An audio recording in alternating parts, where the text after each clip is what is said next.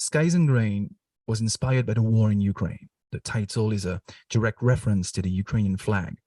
The blue stripe is the skies, which represent open spaces, and the yellow stripe is grain, which represents food in abundance.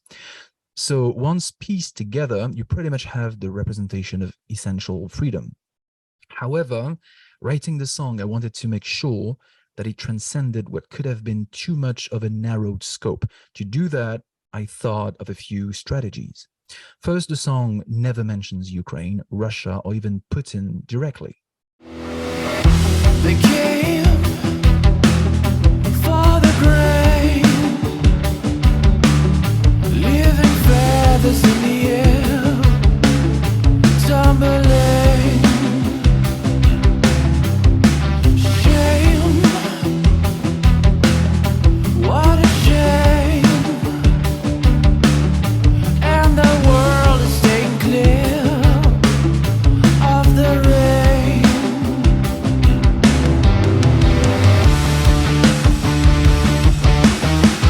Now the bombs that keep falling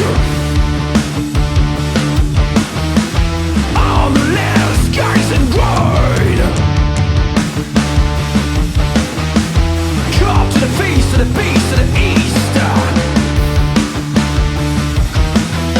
and the fate of the rest of the past to the west.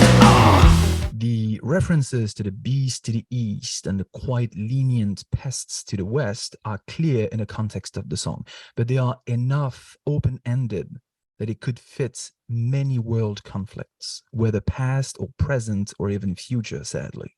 By picturing this land of skies and grain caught in between two larger factions, I avoid the trap of easy partisanship.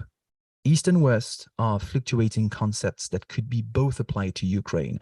They aim at dividing us, while, as Marjane Satrapi puts quite elegantly, speaking of Iran versus America, governments across the globe have much more in common than the populations they shower with different degrees of control and propaganda.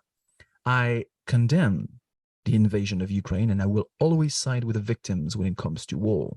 I'm also aware that many Russian soldiers, quote unquote, are disposable kids that are easily impressed and that have been lied to. Following the same intent of non-partisanship past the victims, during the chorus, I have layered three types of voices, one for each of these three generally conceived factions.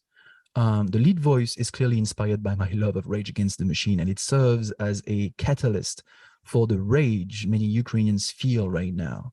To represent the other two factions, I thought of a folkloric reference, which is often imagined to best fit an Eastern European landscape.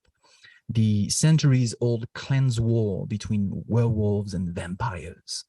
So on top of the lead vocals, I layered a low growl, repeating the chorus lyrics, which I dubbed werewolf in my DAW, and a suave, raspy voice, kind of like Gary Oldman's in Francis Ford Coppola's Bram Stoker's Dracula, which I dubbed vampire.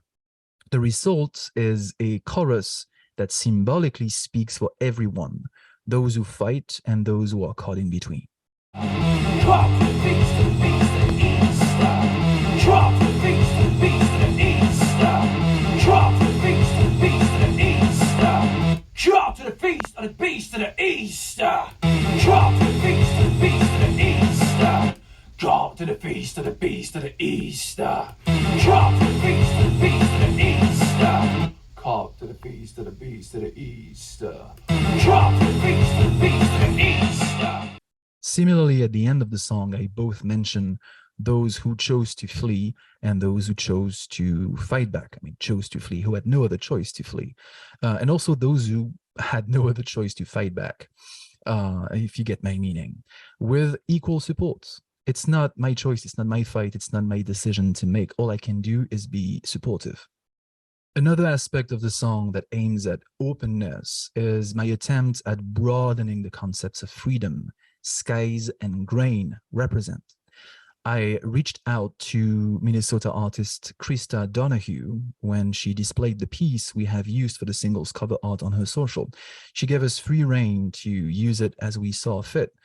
The piece is a representation of a storm rising, represented by a layer of dark clouds between blue skies that are turning grayish and a yellowish ground where wheat is not visible.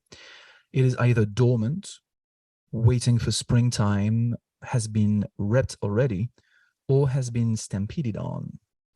When I saw the piece on a social, I immediately thought that this would work great. With the idea of war as an invading, destructive force to the elemental freedoms skies and grain represent. What's depicted on the painting truly happened somewhere in the Midwestern countryside. Krista recently painted it during one of her many road trips. Since Ginty and I have recorded and mixed the song in our respective studios here in Northfield, Minnesota, the piece serves as a way for us to outreach our support to Ukrainians using the symbolics of similar looking landscapes. The American Midwest is the #1 place for cereals in the US, and the skies are so large here they seem to spread to the heavens. In order to raise awareness and support from my American neighbors, who can sometimes have a reputation to stay a bit distant from conflicts that have no political interests to them directly, I doubled down the connection between Ukrainians and American landscapes by quoting from the nationalistic poem. Great violation skies, the amber waves of grain, the purple mountain majesties above the emerald plain. So by dislocating the original meaning of this poem, I'm making the right for skies and grain a universal claim. So we hope that this song will raise enough money and awareness to help those refugees, and we seriously hope that you will enjoy the track. I'll see you later.